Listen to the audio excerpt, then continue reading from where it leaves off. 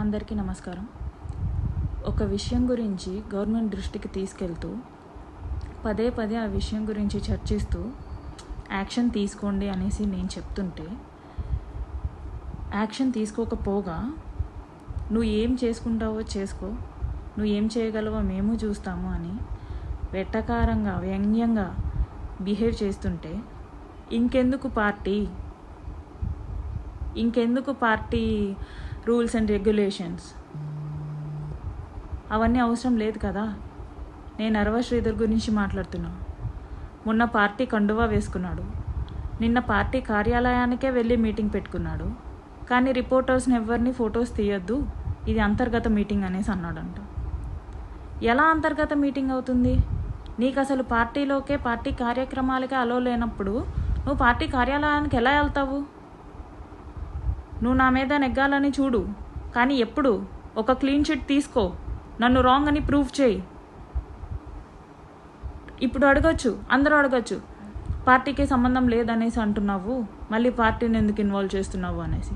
పార్టీకి సంబంధం లేనప్పుడు ఒక అమ్మాయి విషయంలో అన్యాయం చేసిన ఒక నార్మల్ వ్యక్తిగా శ్రీధర్ని అరెస్ట్ చేయగలరా? కనీసం రిమాండ్లోకి ఉంచగలరా? ఆ ధైర్యం ఉందా? ఎవ్వరికీ లేదు. ఎందుకు లేదు?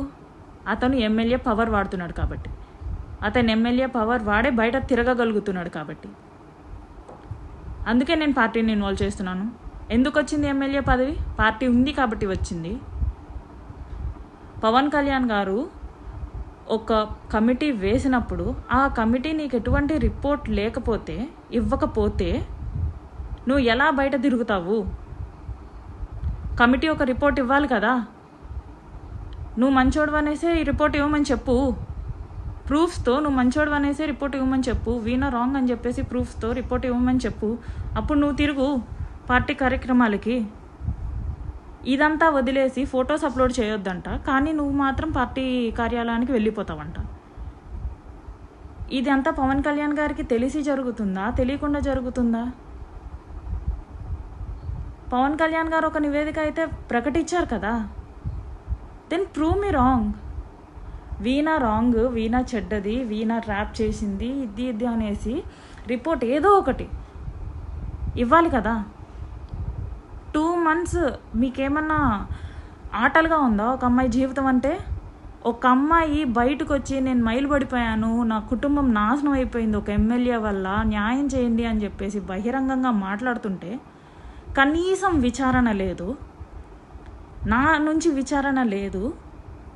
అక్కడ శ్రీధర్ని విచారణ చేశారంట. విచారణ చేసి ఏం లాభం?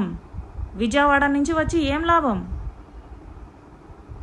కమిటీ రిపోర్ట్ ఇవ్వకుండా అతన్ని బయట కార్యక్రమాల్లోకి ఇన్వాల్వ్ చేయాలి అనుకుంటే మీరు సమాజానికి కానీ ప్రజలకు కానీ ఏం తెలియజేస్తున్నట్టు?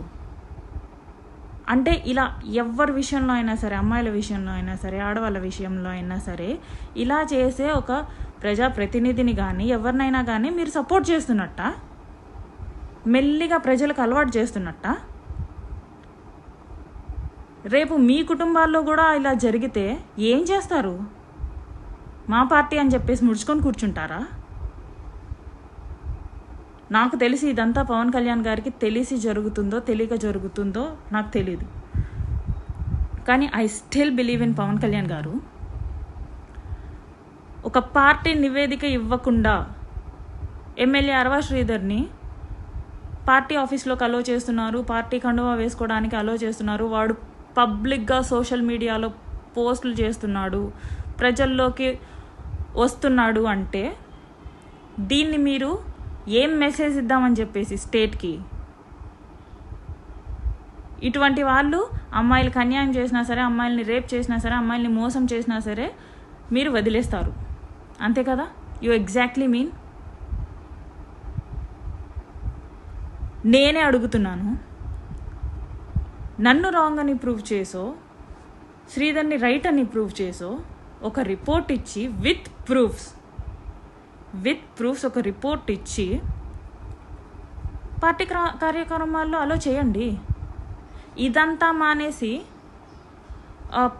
మీరు ఒక విషయాన్ని హోల్డ్ చేసి పెట్టి మెల్లిమెల్లిగా ప్రజల్లో ఆ విషయాన్ని మర్చిపోయి చేసి అతన్ని మళ్ళీ ప్రజల్లోకి తీసుకొస్తున్నారు అంటే మీరు ఒక అమ్మాయికి ఏం చేశారండి? మీరు ఒక అమ్మాయికి అందరూ కలిసి కంకణం కట్టుకొని ఒక అమ్మాయికి సక్సెస్ఫుల్గా అన్యాయం చేశారు. కాదు మా పార్టీ ఇలా కాదు, మా పార్టీకి నియమ నిబంధనలు ఉన్నాయి అంటే ప్రూవ్ ఇట్. మా పార్టీలో సామాన్యుడైనా ఒకడే, ప్రజాప్రతినిధి అయినా ఒకడే, మినిస్టర్ అయినా ఒకడే అని మీరు చెప్తారు కదా సార్. అమ్మాయిలకు అన్యాయం చేసేది పవన్ కళ్యాణ్ అయినా సరే వదిలేది లేదు అనేసి మీరే కదా సార్ చెప్తారు. నేను ఇప్పుడు అన్యాయం జరిగింది అని చెప్పేసి నేను బయటికి వస్తున్నాను సార్. నా కుటుంబం నాశనం అయిపోయింది, నేను మైలు పడిపోయానని చెప్పేసి గత 3 నెలలుగా నేను చెప్తూనే ఉన్నాను సార్. మీరు తండ్రి స్థానంలోనో